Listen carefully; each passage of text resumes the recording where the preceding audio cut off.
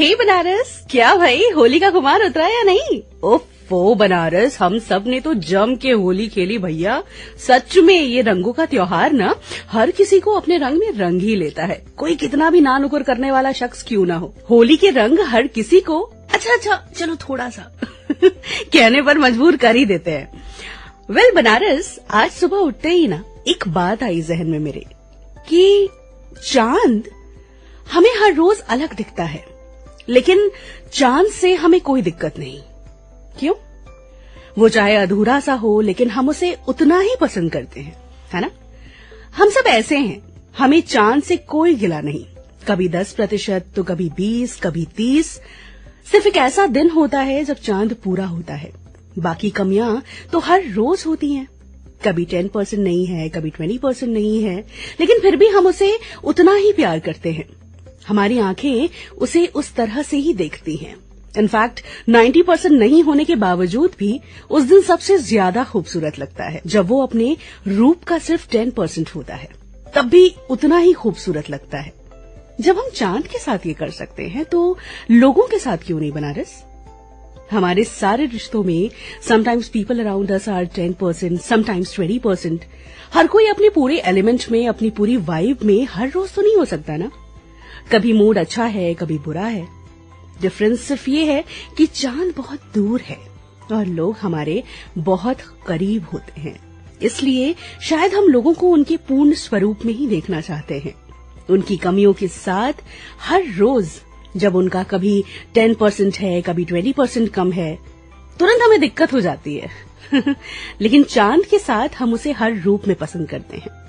शायद दूरियां बहुत जरूरी होती हैं। दूरियां हमें प्यार करना, कमियों को भी पूरी तरह से एक्सेप्ट करना सिखाती हैं, है ना? सोचिएगा जरूर, कहीं जाइएगा नहीं। I will be right back, keep listening to आपकी वाणी आकाशवाणी, मेरे यानी सना के साथ। Good morning Banaras. हाँ जी, welcome back to Banaras number 1 radio show good morning Banaras, only on world's number 1 radio station आपकी वाणी आकाशवाणी। स्टूडियो की घड़ी में बज चुके हैं 7। तारीख है आज 11 मार्च 2023 और दिन है आज शनिवार का। तो चलिए बिना टाइम वेस्ट किए सफर का आगाज करते हैं आज और देखते हैं क्या हो रहा है देश दुनिया और अपने शहर बनारस में खास। कैंट स्टेशन पर नॉन इंटरलॉकिंग कार्य के लिए 18 मार्च से मेगा ब्लॉक लिया जाएगा। जी हां, काम तेजी से पूरा करने के लिए करीब 40 दिन तक कैंट स्टेशन पर ट्रेनों का परिचालन बाधित रहेगा। यहां से चलने वाली 6 ट्रेनें निरस्त रहेंगी। इसके अलावा कई ट्रेनों के टर्मिनस में बदलाव और मार्ग परिवर्तन किया जाएगा। कैंट स्टेशन पर चल रहे यार्ड रिमॉडलिंग के बाद अब नॉन इंटरलॉकिंग कार्य कराया जाएगा। इसकी वजह से दिल्ली, मुंबई, राजस्थान, गुजरात आने जाने वाली ट्रेनों का परिचालन प्रभावित रहेगा। अधिकारियों के मुताबिक दीनदयाल उपाध्याय स्टेशन से आने वाली ट्रेनें ब्लॉक बी होकर मिर्जापुर, प्रयागराज होते हुए जाएंगी।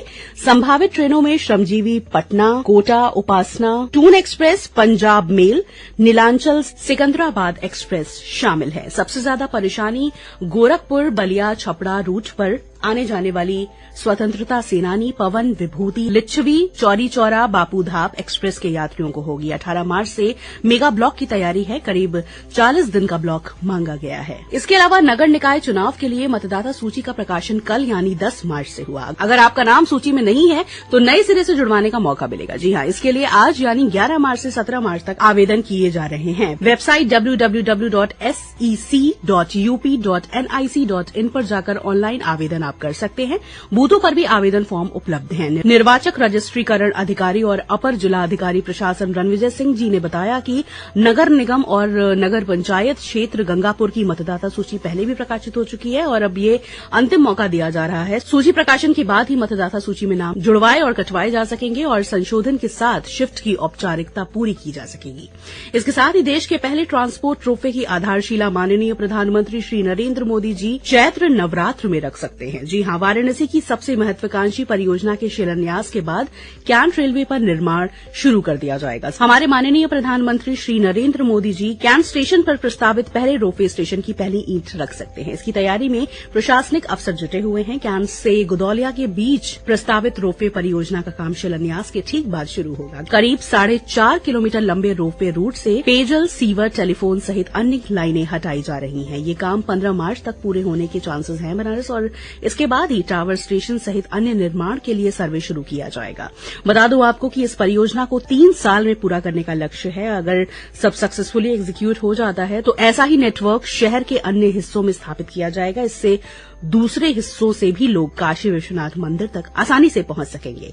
इसके साथ ही शंघाई सहयोग संगठन SCO की ओर से घोषित पर्यटन और सांस्कृतिक राजधानी काशी में संगठन के मिनिस्टर लेवल की मीटिंग 17 और 18 मार्च को तय की गई है। जी हां, इससे पूर्ण संगठन के एक्सपर्ट्स ग्रुप के लोगों की काशी में 14 मार्च को जुटान होगी। शंघाई सहयोग संगठन से भारत के अलावा चीन, तजाकिस्तान, कजाकिस्तान, किर्गिस्तान, पाकिस्तान, रूस और उज्बेकिस्तान जुड़ा है। इसके लिए शहर में विशेष उत्सव का आयोजन किया जाएगा। इसके साथ ही केंद्रीय स्वास्थ्य मंत्री मनसुख मांडविया ने शुक्रवार को देश में H3N2 इन्फ्लुएंजा वायरस के बढ़ते मामलों पर समीक्षा बैठक की है। जी हां, उन्होंने राज्यों को अलर्ट पर रहने और स्थिति की निगरानी करने के लिए एडवाइजरी जारी की है। सरकार इसे निपटने के लिए राज्यों के साथ मिलकर काम कर रही है और आवश्यक कदम उठाने में सहयोग दे रही है। तो बनारस बहुत ज्यादा ध्यान देने की जरूरत है, क्योंकि ये वायरस जो है लोगों को बहुत ज्यादा इफेक्ट कर रहा है और इसका सबसे बड़ा सिम्टम जो है ना, वो है फीवर और खांसी। खांसी तो मतलब समझ लीजिए कि पीछा नहीं छोड़ रही है। तो बहुत ज्यादा ध्यान दीजिए, ठंडी चीजों से ना थोड़ा दूरी बनाकर रखिए। तो जी, ये रहा देश, दुनिया और शहर बनारस का हाल समाचार। Now let's move on to the history and special events of today, that is 11th of March।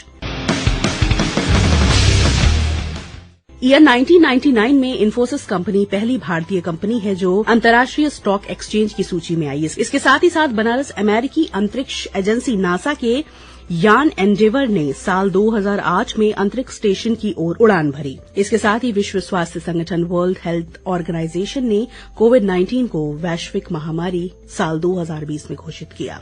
इसके अलावा स्पेशल इवेंट्स की अगर बात करूं बनारस, तो आज है वर्ल्ड प्लम्बिंग डे। जी हां, ये उस महत्वपूर्ण भूमिका का सम्मान करता है जो प्लम्बिंग सामाजिक स्वास्थ्य में निभाती है।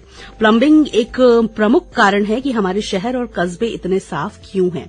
उचित प्लम्बिंग के बिना सारा कचरा शहर में ही रहेगा। तो सुनिश्चित करें कि आप प्लम्बर्स के लिए आज और हमेशा अपनी प्रशंसा और आभार व्यक्त जरूर करें। So this was all about today's special events and history.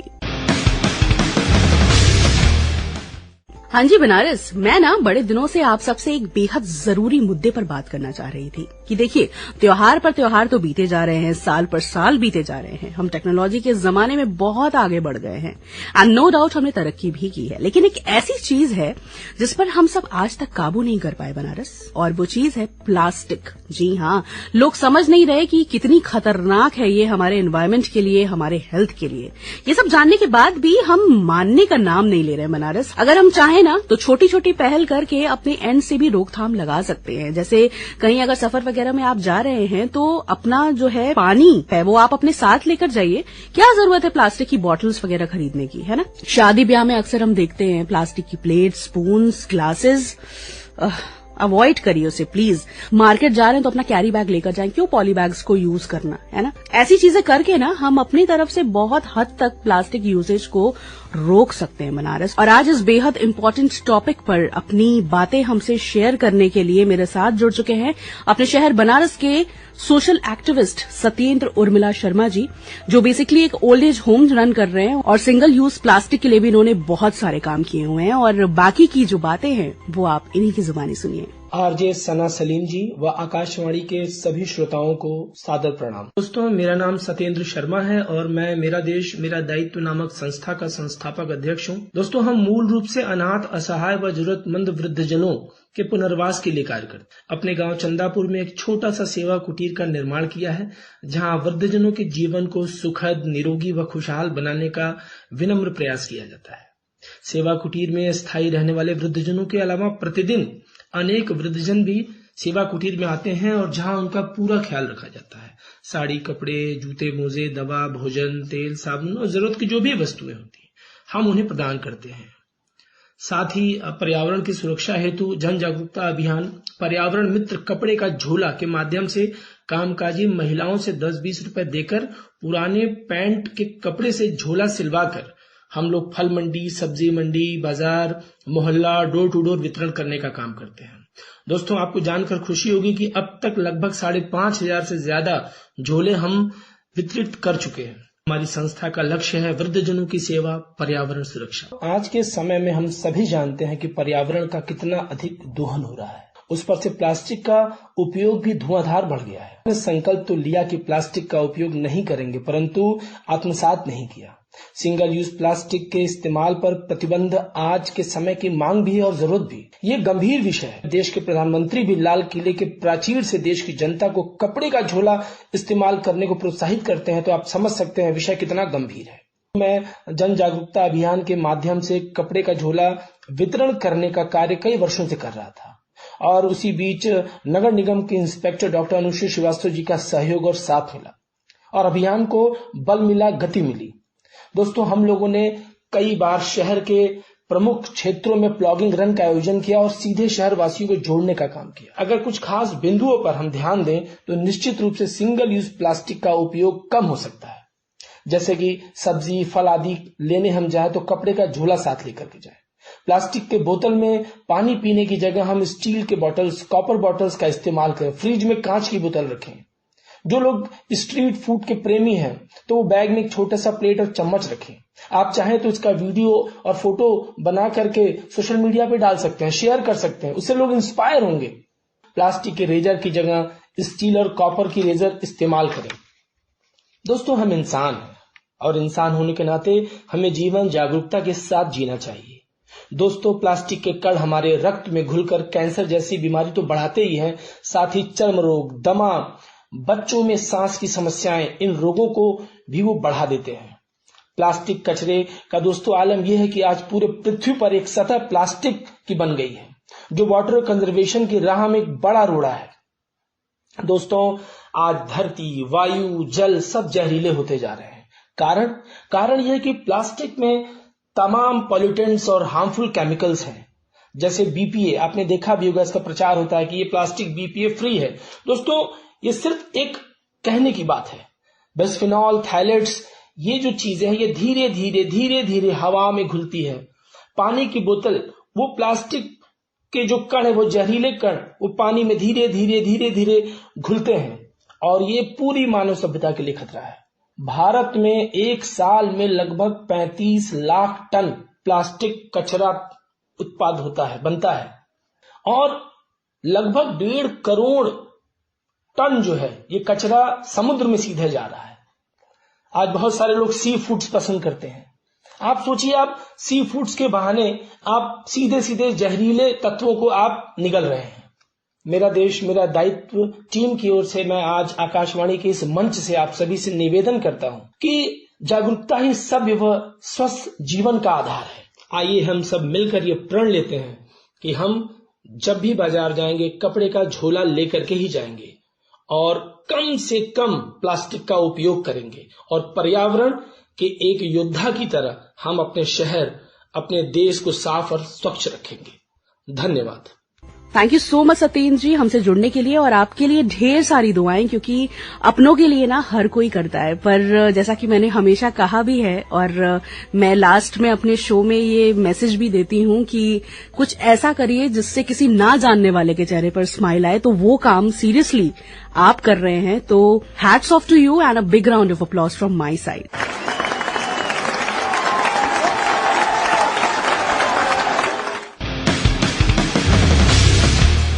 हाँ जी, बनारस देखिए, हमारा शहर जो है ना, वो कला, शिल्प, संगीत, साहित्य, नृत्य और बुनकरी की परंपराओं का हजारों वर्ष पुराना गौरवमय इतिहास रहा है।